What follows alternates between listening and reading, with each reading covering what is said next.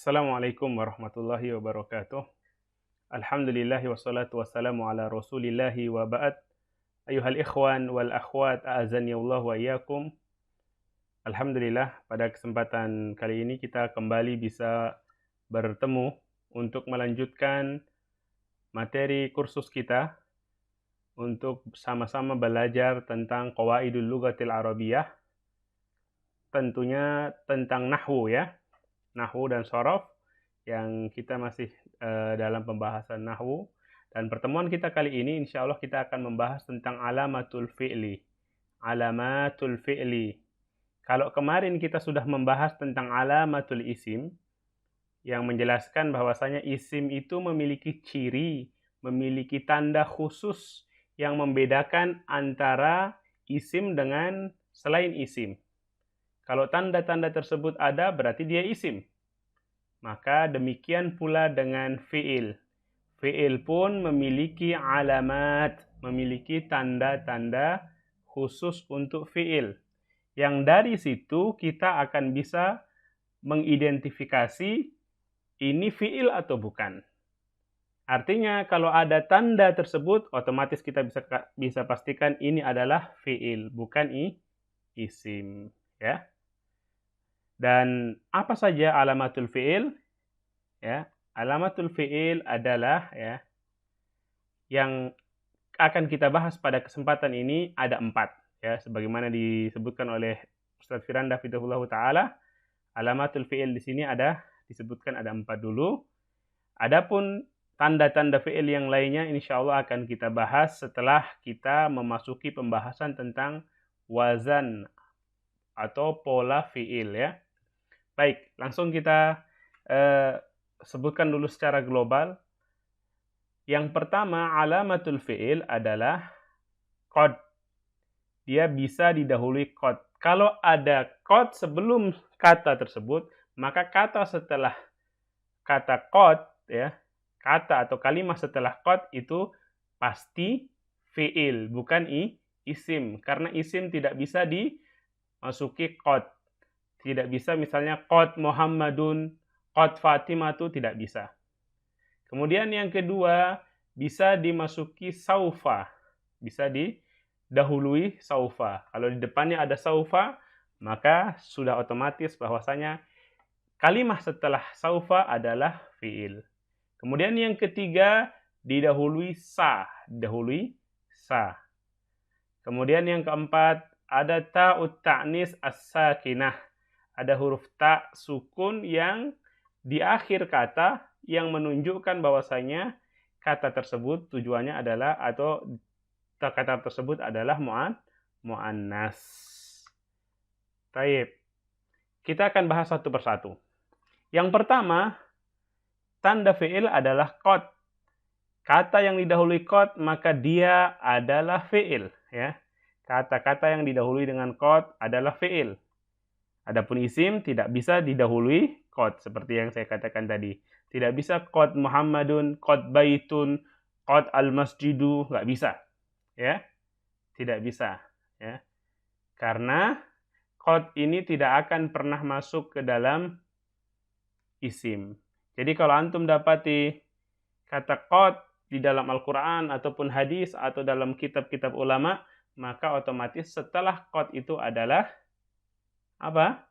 Fi'il. Contoh nih. Qad qamat as-shalah. Ya. Qad qamat as-shalah. Kita bacanya biasanya qad qamatis shalah.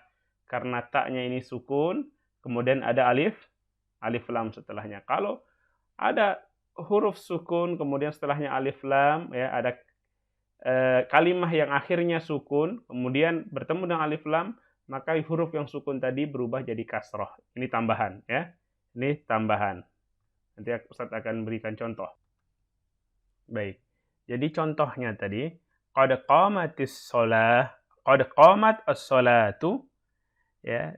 Kita sudah katakan tadi, kalau ada huruf sukun kemudian bertemu dengan alif lam, maka huruf sukun tersebut dirubah menjadi kasroh dalam membaca ya.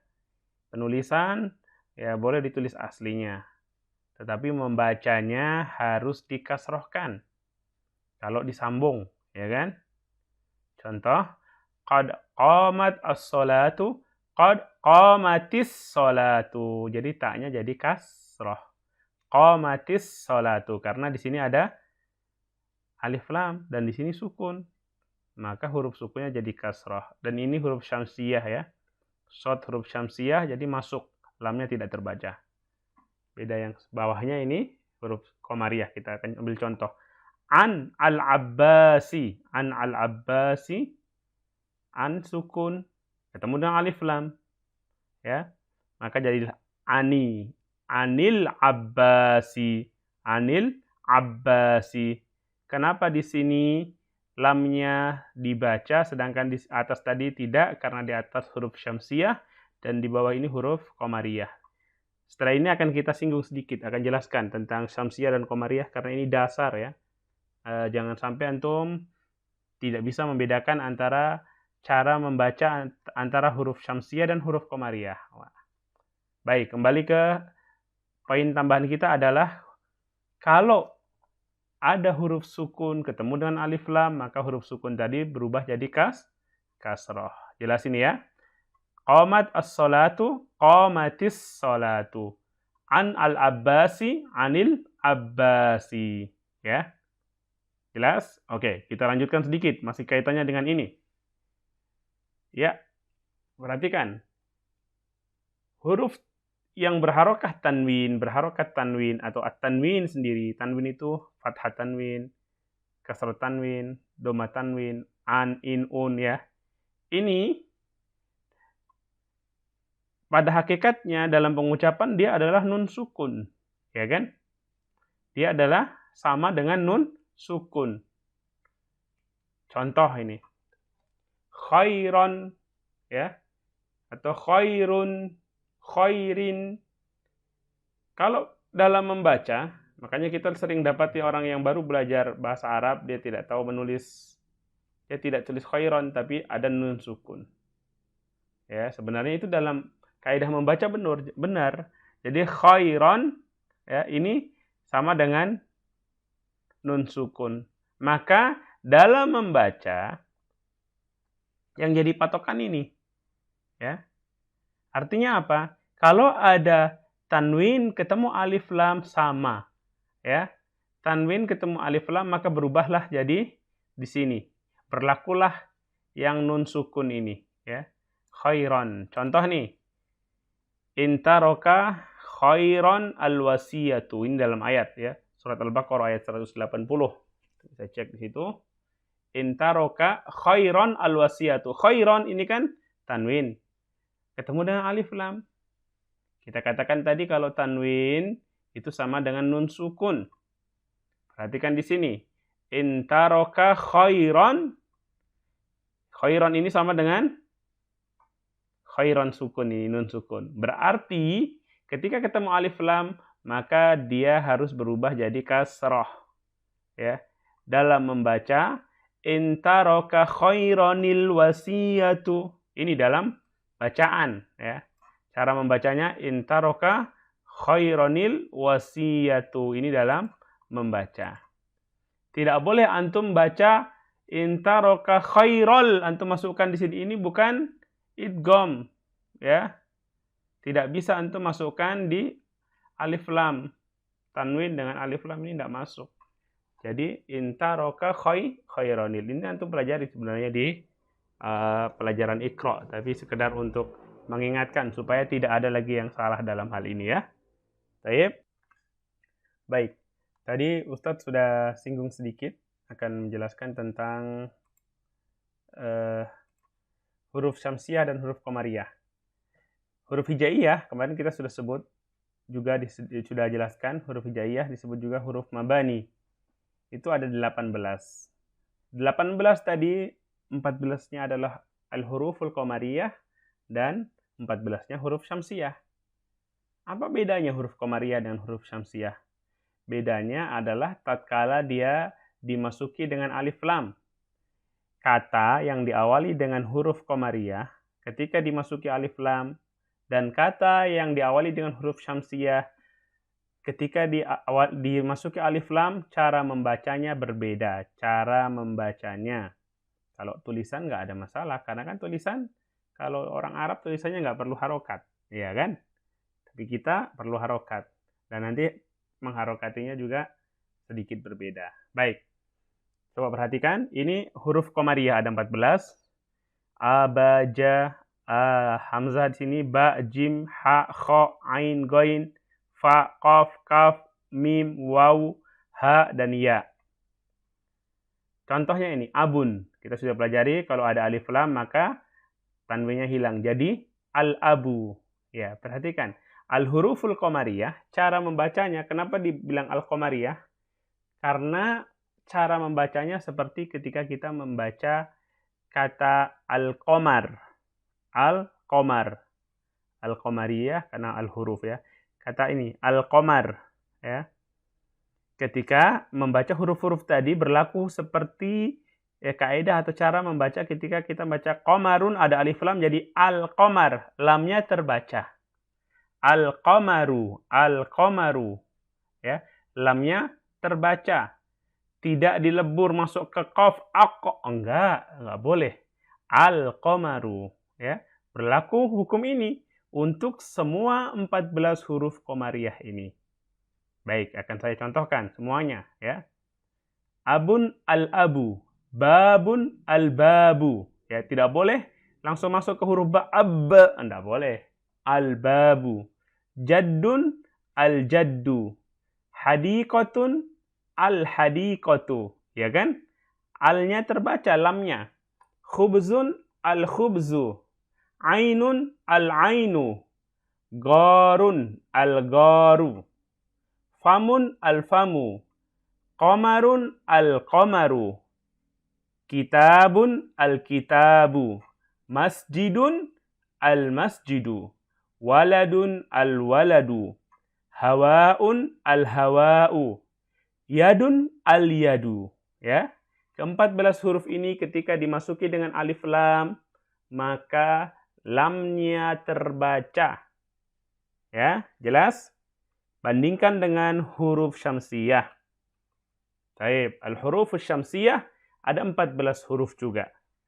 Ta, tha, dal, zal, ra, seterusnya. Ya, kita akan baca langsung. Baik. Tufahun, at-tufahu. Perhatikan, at-tufahu. Jadi cara penulisannya, ya, di huruf pertamanya tadi, setelah alif lam ya. Alif lam itu kan tambahan ya. Ini kan tufahun huruf pertamanya ta ya. Ketika dimasuki alif lam maka ditambahkan tasydid. Di sini ada tasydid ya. At-tufahu langsung masuk di ta-nya. Lamnya terlebur langsung masuk di hurufnya. Hurufnya ta, tufahun, at-tufahu.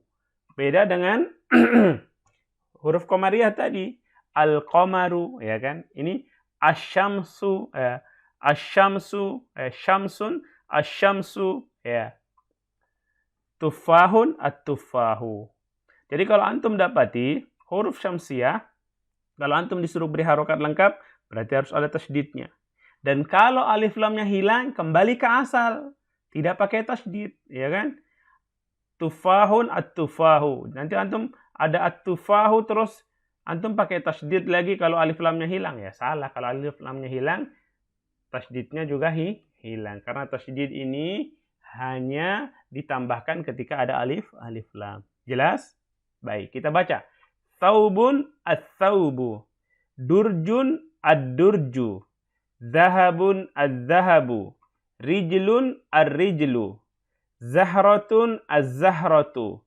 Samakun as-samaku. Syamsun asyamsu, sodarun as-sodaru, daifun ad-daifu, talibun at-talibu, zahrun az-zahru, lahmun al-lahmu, najmun an-najmu. Taib. Nanti antum semua praktekan baca ini ya dengan benar, direkam kemudian dikumpulkan ya. Latihan ya, taib. Baik, kita lanjutkan lagi ya. tentang kembali ke alamatul fi'il tadi ya. Jadi alamatul fi'il yang pertama qad. Setiap kata yang dimasuki qad, ya, yang dimasuki qad atau dahulu dengan qad, maka dia adalah fi'il. Contoh, qad qamatis sholatu, berarti qamat di sini adalah fi'il. Kenapa? Karena didahului qad, ya. Meskipun nanti ternyata di sini ada tanda fi'il yang lain. Ta'us sakinah nanti kita bahas. Baik, jadi qamat sini fi'il karena didahului dengan qad, ya. Baik. Untuk artinya, apa sih artinya qad itu? Perhatikan, ada beberapa makna, ya. Tergantung redaksinya. Ya, tergantung redaksi. Taib. Antum tahu redaksi kan ya? Baik. Jika qad masuk ke fi'il madi, ya, maka maknanya adalah untuk menekankan, menegaskan, litakid, ya. Maka qad itu disebut dengan harfut taukid. Qad ini fungsinya adalah untuk menekankan atau menegaskan sesuatu. Kalau setelah qad adalah fi'il madi. Antum enggak usah bingung dulu fi'il madi, fi'il mudhari gimana Ustaz? Nanti kita bahas lagi ya. Baik. Contoh nih. Qad aflahal mu'minun. Aflaha, ya. Aflaha ini artinya beruntung, sukses, ya. Aflaha ini fi'il madi, ya. Fi'il madi. Ada qad, ya. Kita tahu dia fi'il dan ternyata dia fi'il madi, maka qad di sini bermakna untuk menegaskan sungguh, ya, benar-benar. Qad aflahal mu'minun. Jadi aflaha di sini, qad di sini maksudnya sungguh atau benar-benar beruntung orang-orang yang beriman, ya. Jadi qad di sini maknanya adalah sungguh, ya. Ini dari segi makna, tambahan saja. Jadi yang kita pelajari ini tadi, kalau ada kata yang didahului dengan qad, maka dia fi'il. Ini poinnya. Ini tambahan, ya, cabangnya sedikit. Qad ini memiliki 3 makna, ya. Pertama, bermakna sungguh-sungguh atau benar-benar, ya, untuk menegaskan. Contoh, qad aflahal mu'minun. Setelah qad fi'il madi, maka qadnya bermakna atau berarti sungguh. Kemudian qad ini kalau dia masuk ke fi'il mudhari, ya, seperti Ustaz bilang tadi fi'il madi dan mudhari, nanti Ustaz jelaskan ya, antum jangan bingung dulu. Fi'il mudhari, kalau qad masuk ke fi'il mudhari, maka maknanya bisa terkadang, ya. Terkadang, jarang-jarang, ya. Bisa saja, ya. Bisa bermakna terkadang atau bisa jadi. Tapi juga bisa bermakna sebaliknya, seringkali atau biasanya. Gimana Ustaz cara membedakannya? Itu kembali ke redaksinya, ya. Keselarasan makna. Kita lihat nanti ini. Contohnya al-kaslanu ini pemalas. Yanjahu berhasil, sukses, ya, lulus, ya. Yanjahul kaslanu ditambah qad yanjahul kaslanu, ya, bisa jadi, ya, pemalas juga lulus, juga berhasil, bisa jadi kadang-kadang, iya kan?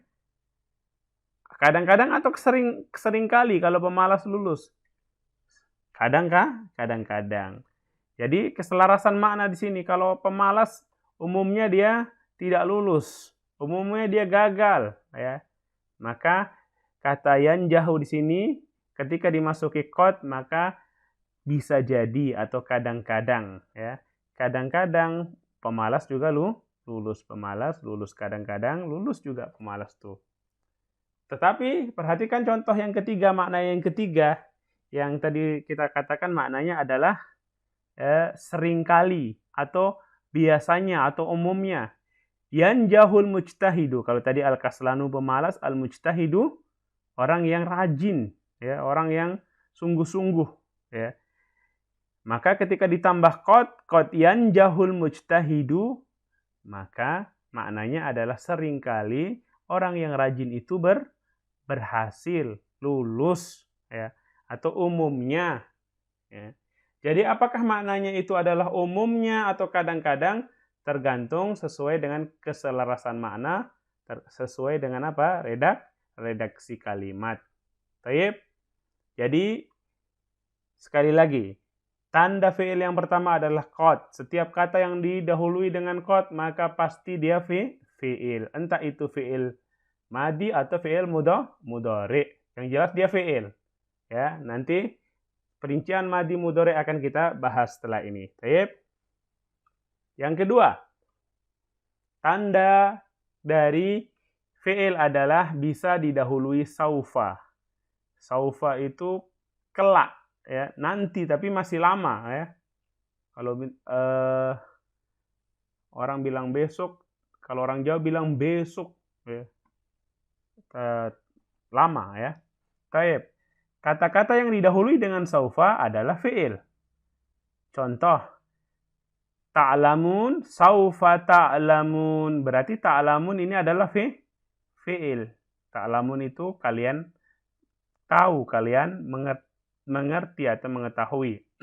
Saufa ta'lamun, kelak atau nanti suatu saat kalian akan tahu. Ya, kalian akan tahu, kelak kalian akan mengetahui. Jadi kata ta'lamun ini adalah fi'il karena didahului dengan saufa. Kemudian, ini ada penjelasan sedikit. Kata saufa maknanya adalah kelak, di kemudian hari, suatu saat nanti, ya. Dan menunjukkan jarak waktu yang sangat lama, ya. Tetapi perhatikan di sini juga isim kata saufa tadi kata saufa ini bermakna kelak atau suatu hari yang lama, ya, bukan nanti, ya. Saufa akul, padahal dia mau makan 5 menit lagi. Ini enggak pas. Saufa itu suatu hari nanti, kelak. Baik. Kemudian catatan yang kedua, sama dengan qad tadi, ya. Saufa ini adalah tanda fi'il, maka isim tidak ada yang dimasuki saufa. Tidak bisa saufa Muhammadun, saufa al-madrasatu, saufa al-masjidu, tidak bisa, ya. Jadi tanda fi'il yang kedua adalah saufa. Setiap kata atau kalimat yang didahului saufa, maka otomatis bisa dipastikan dia adalah apa? Fi'il. Taib. Yang ketiga, ya, mirip dengan saufa, yaitu sa.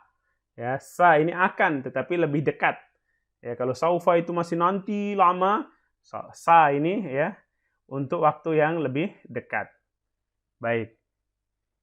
Setiap kalimat yang didahului sa, maka dia akan kita pastikan bahwasanya dia adalah fi'il. Contoh sama tadi. Ta'lamun, sa ta'lamun. Sa ta'lamuna, jadi ta'lamuna ini otomatis dia adalah fi'il karena didahului dengan huruf sa, ya. Di sini diberikan penjelasan, sa maknanya adalah akan atau nanti, berbeda dengan saufa. Jika fi'il didahului sa, maka akan menunjukkan akan terjadi segera, akan tetapi segera, ya, enggak lama-lama. Dan jarak waktunya pendek. Berbeda dengan saufa tadi, kalau saufa panjang. Taib. Sebagaimana saufa tidak bisa masuk kepada isim, maka sa juga, ya. Semua tanda fi'il ini khusus untuk fi'il. Tidak bisa masuk kepada isim. Baik. Kemudian yang keempat adalah ta'ut ta'nis as-sakinah. Ada huruf ta'ut ta'nis, ta yang sukun, ya, tak sukun, ya. Ta yang terbuka, ya kan? Karena ada ta yang tertutup, ya. Baik.